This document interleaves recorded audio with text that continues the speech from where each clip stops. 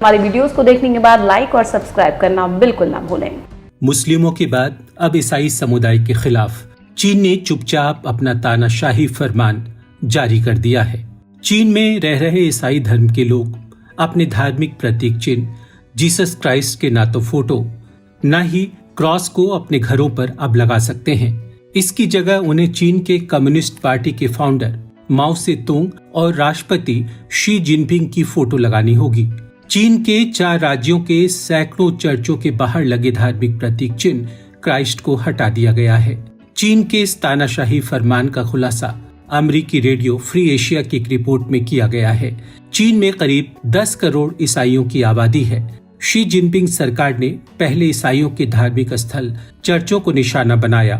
पिछले दिनों अनशुई, Jiangsu, Hebei और झेजियांग में ईसाइयों के चर्च के बाहर लगे धार्मिक चिन्हों को या तो तोड़ दिया गया है या फिर गिरा दिया गया है।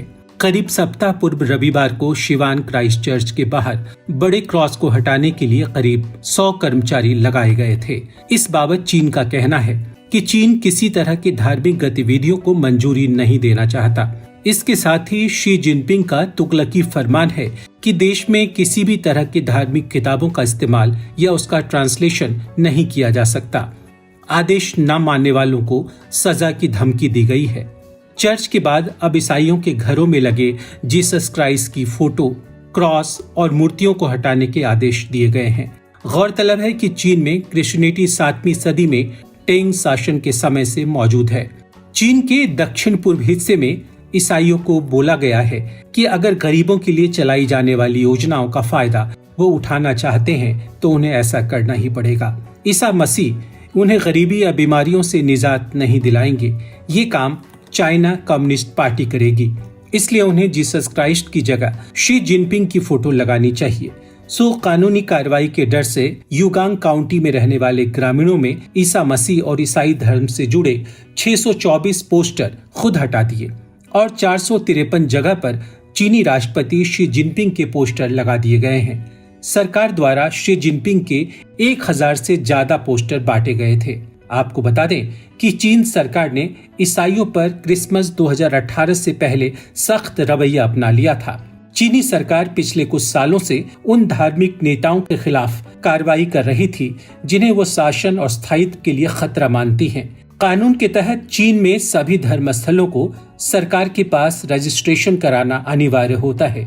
जिस चर्च ने रजिस्ट्रेशन नहीं कराया उसके लोगों को जेल भेज दिया गया। सितंबर 2018 में खबर आई थी कि धर्मों की निगरानी करने वाली संस्था चर्च बंद कराने के साथ ईसाइयों को धर्म छोड़ने के लिए दस्तावेजों पर हस्ताक्षर करा रही है। उस दौरान चीन की राजधानी बीजिंग के सबसे बड़े चर्च जियोन को बिना लाइसेंस के चर्च चलाने के आरोप के बाद बंद कर दिया गया। 2015 में चीन के वानजाऊ शहर के सांताजियांग चर्च को बुलडोजर चलाकर तोड़ दिया गया।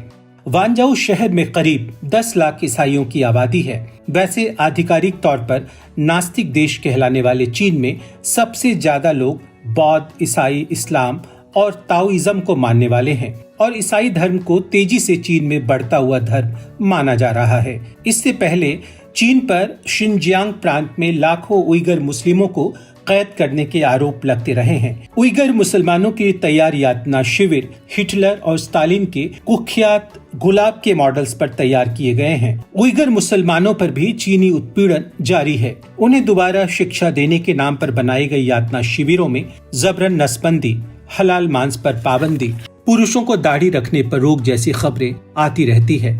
अब मुस्लिम समुदाय के बाद चीनी सरकार के निशाने पर ईसाई आ गए हैं। हमारी वीडियोस को देखने के बाद लाइक और सब्सक्राइब करना बिल्कुल ना भूलें।